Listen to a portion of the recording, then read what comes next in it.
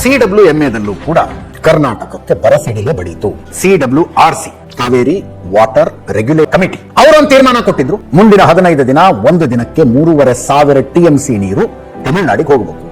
15 ದಿವಸಕ್ಕೆ 4.5 TMC ಆಗುತ್ತೆ. ಅದನ್ನ ಪ್ರಶ್ನಿಸಿಕೊಂಡು Karnataka CWMA Cauvery water management ಅಥಾರಿಟಿಗೆ ಅಪೀಲ್ ಹೋಗಿದೆ. ಅದರ ಬಗ್ಗೆ ವಿಚಾರಣೆ ನಡೆದು CWMA ಇವತ್ತು ಹಿಂದಿನ ತೀರ್ಪಿನಲ್ಲಿ ಯಾವ ಬದಲಾವಣೆಯನ್ನು ಮಾಡೋದಕ್ಕಾಗಲಿಲ್ಲ, ನೀವು 3,500 ಕ್ಯೂಸೆಕ್ಸ್ ನೀರು ಬಿಡಬೇಕು ಅಂತ ಹೇಳ್ತು. ಕರ್ನಾಟಕದ ವಾದ ಬಹಳ ಕ್ಲಿಯರ್ ಇದೆ ರೀ, ಜಗತ್ತಿಗೆ ಗೊತ್ತಿದೆ, ಇಲ್ಲಿಂದ ಬರಗಾಲ ಇದೆ. ಇಲ್ಲ ಎಷ್ಟರ ಮಟ್ಟಿಗೆ ಬರಗಾಲ ಅಂದ್ರೆ ಕಾವೇರಿಗೆ ಯಾವ್ಯಾವ ಭಾಗದಲ್ಲಿ ಮಳೆ ಬಿದ್ದು ಆ ನೀರು ಹರಿದು ಕಾವೇರಿ ನದಿಗೆ ಬಂದು ಸೇರ್ಕೊಳ್ಳುತ್ತೆ, ಅಲ್ಲಿ 65.65% ಮಳೆಯ ಕೊರತೆಯಾಗಿದೆ.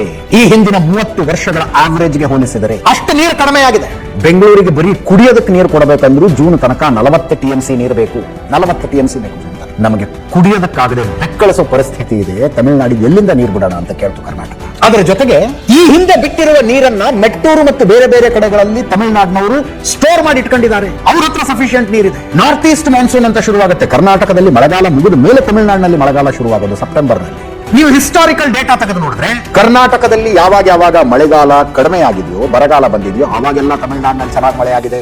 3,500 ಕ್ಯೂಸೆಕ್ಸ್ ಪರ್ ಡೇ ಬಿಡಿ ಅಂದಿದ್ದಾರೆ. KRS ಡ್ಯಾಮ್ ಓಪನ್ ಮಾಡಿ 3,500 ಕ್ಯೂಸೆಕ್ಸ್ ಬಿಟ್ಬಿಟ್ರೆ ಆಯ್ತು ಅಂದ್ರೆ ಬಿಡದೆ ತೀರ್ಮಾನ ಮಾಡಿದ್ರೆ ತಮಿಳುನಾಡಿಗೆ 3,500 ಕ್ಯೂಸೆಕ್ಸ್ ಹೋಗ್ಬಿಡುತ್ತಂದ್ರೆ ಆಗೋದಿಲ್ಲ.